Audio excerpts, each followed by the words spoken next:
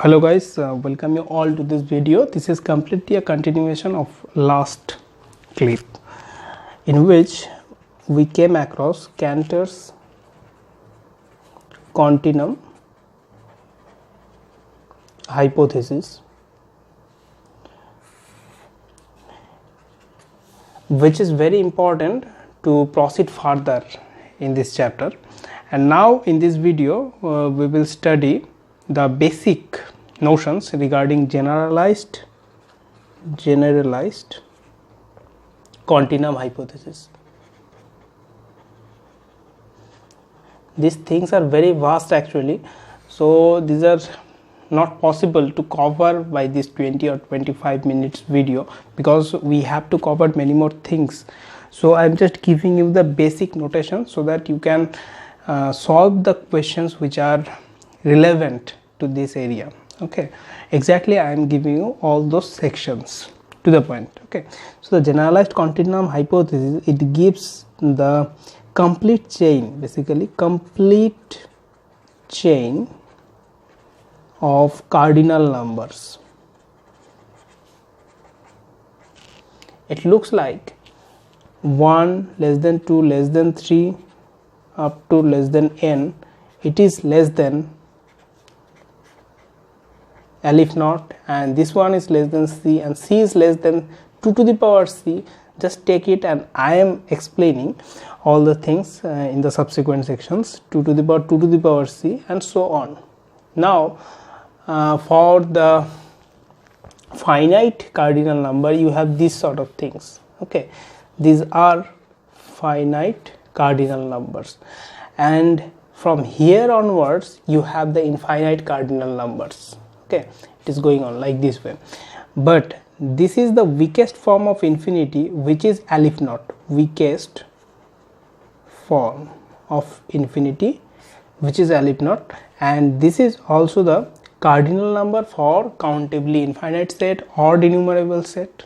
Okay, this is the cardinality for countable set.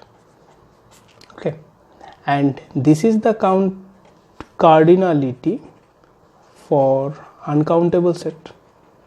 Fine. And what all these things mean? Suppose you have an uncountable set A and its cardinality is C. So the power set of this set, it has 2 to the power C number of elements.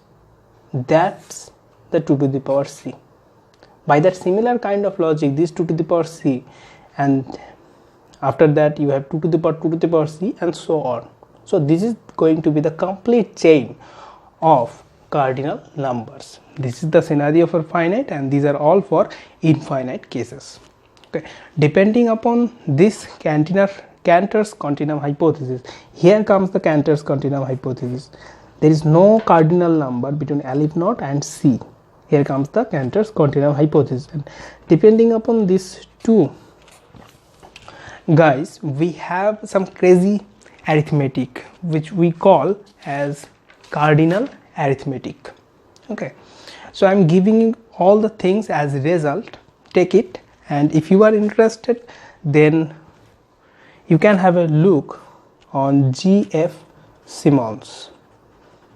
There you will find some proof or some ideas regarding all this result which I am going to show you now. Correct? Okay, first thing, or the first result, 2 to the power L if not, it is C. 2 to the power L if not, it is equal with C. This is the first result. L if not means the cardinality of countable set, and C means the cardinality of uncountable set. So this is some kind of relationship between the cardinality of countable and uncountable set. Okay, now if we add n, suppose n is a finite quantity with L if not, so we have L if not. Just like the flavor that you are adding some finite quantity with an infinite quantity, and you are obviously going to get infinite quantity. So you have n plus c, it is c. Okay, n plus 2 to the power c, it is again 2 to the power c. Okay, alif naught plus c. In the last page I have shown you, or in fact I gave you the idea that alif naught is the weakest form of infinity, so c is larger than alif naught, so you are going to get c. These are some kind of intuition or the intuitive ideas.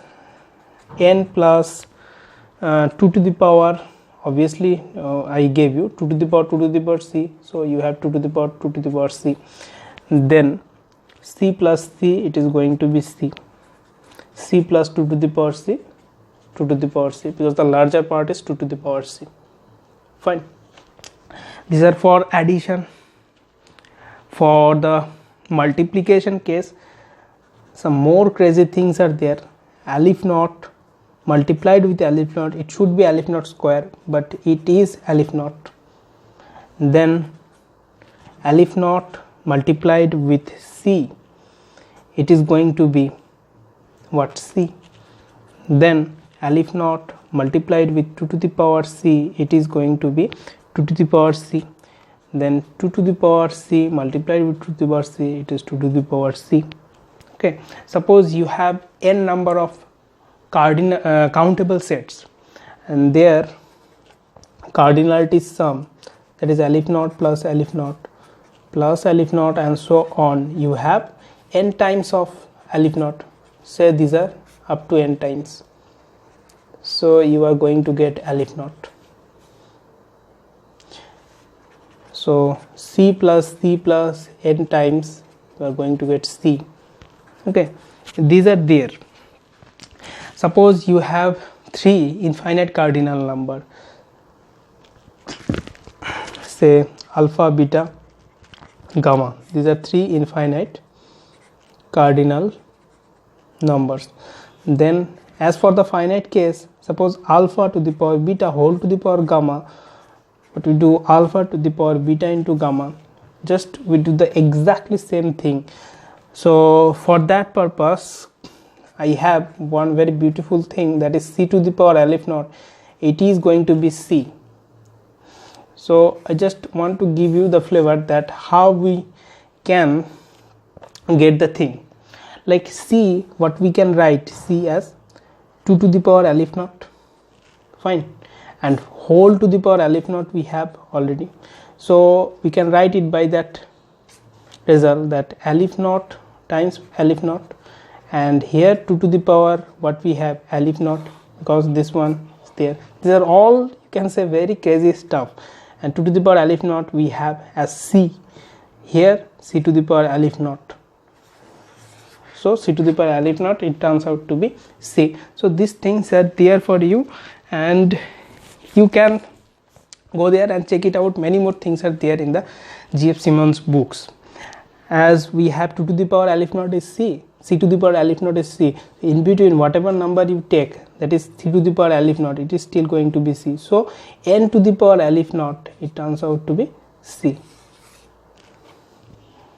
Correct? Okay. Now we are coming to the next page. Okay. Here I will give you the fundamental principle of counting, and depending upon this principle we have few more results. So the thing is fundamental principle of counting. It says that suppose you have jobs J1, J2, the simplest possible idea I am trying to give you. Okay, these jobs you have, and number of ways of performance. Suppose the setting is like jk. Okay, so you have n1, n2 to nk number of ways, that is j1 can be done n1 number of ways, j2 can be done n2 number of ways, and so on. Jk can be done by nk number of ways. So if you want to do the whole jobs simultaneously, all the jobs simultaneously, then you have total number of ways for simultaneously doing the job. Okay, you have n1 n2 to multiply with nk number of ways you have. So this is your fundamental principle of counting, and by applying this logic you can show that r to the power n is equivalent with r, that is r to the power n means n tuples, and each of the components are taken from r, that is r to the power n means x1 x2 up to xn, xi's are from r. Okay, this is in fact uncountable set, that is meant by r to the power n equivalent with r. Okay, so how you can get the flavor that x1 it is from r, x2 it is individually from r, xn from r. So how many choices are there for x1 from the whole r? Obviously c number of choice, it has c number of choice, it has c number of choice. So the cardinality for r to the power n, cardinality for r to the power n, it is going to be c into c into c to c. Okay, so how many c's are there? Basically n times, so c to the power n is there, it is nothing but c. So it is cardinality of r to the power n, and it is nothing but the cardinality of r. Okay, thus you have r to the power n, it is equivalent with r. So r square it is equivalent with r cube it is equivalent with r. Okay, so these are all uncountable sets. Fine, you know that Cartesian product, finite Cartesian product is there, infinite Cartesian product is there. These will be all relevant for the question solving session. In the next video I will deal few questions. In the last video I gave you 3 questions, some of you gave the answers, and we will deal all these questions in the next video, so be prepared for that. So here the finite Cartesian product, it sometimes looks like ai. Okay, this notation it is for product, so it looks like a1 a2 to an. Okay, for the case of infinite Cartesian product, that is 1 to infinity, and here comes ai, so it is a1 a2 a3 and so on. Okay, correct?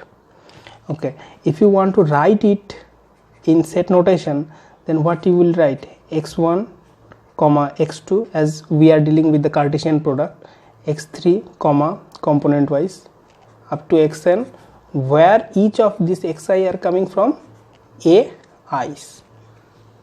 Correct? Fine. Okay, this is the case for finite Cartesian product, and the case for infinite Cartesian product you have x2 x3 and so on, leave it, xi, all these are belonging from ai's. Okay, if you want to find the cardinality of this finite product or infinite product, what you do is cardinality of this ai, I equals to 1 to n, separately cardinality of a1 multiplied with cardinality of a2 multiplied cardinality of a3 up to an. Okay, this will be there. So take all these things as your result, and in this video I want to sum up with few more result, like here I am giving you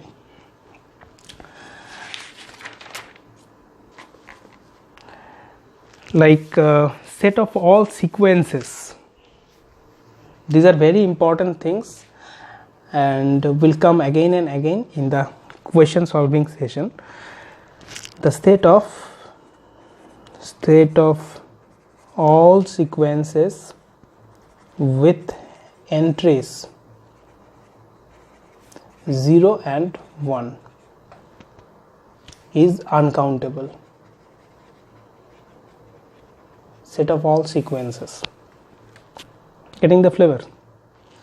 That suppose S is that sequence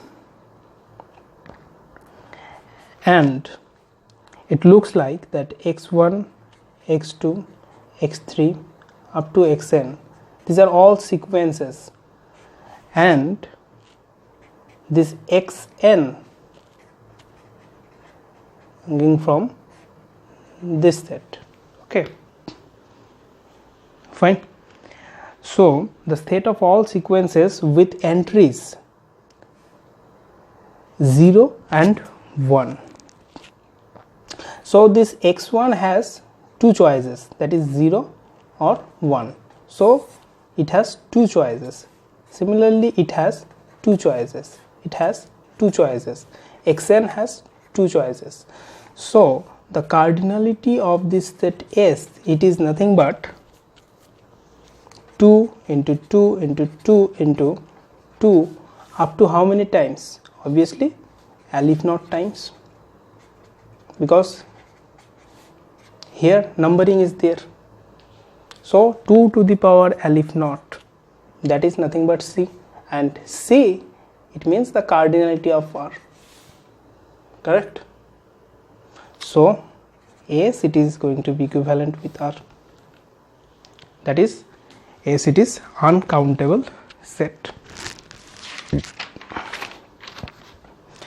Similarly, the set of all sequences with entries 4, 5, 6, 7, these, okay, this is also going to be uncountable set.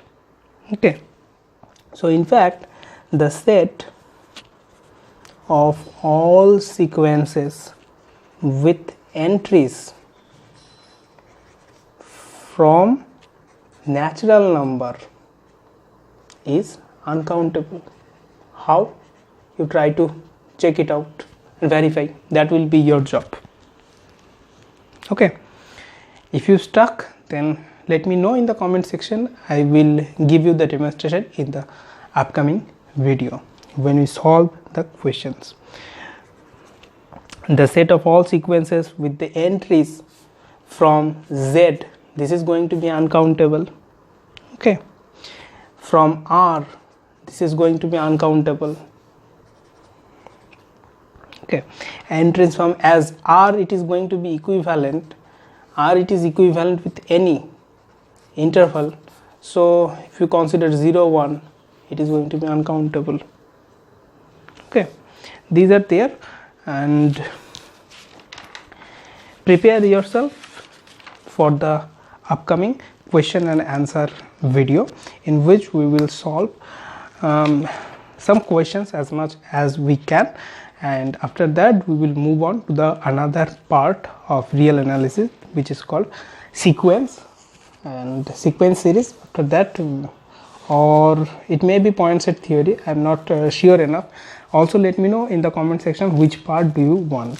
Okay, otherwise I may start with the point set theory or sequence. Fine. Okay.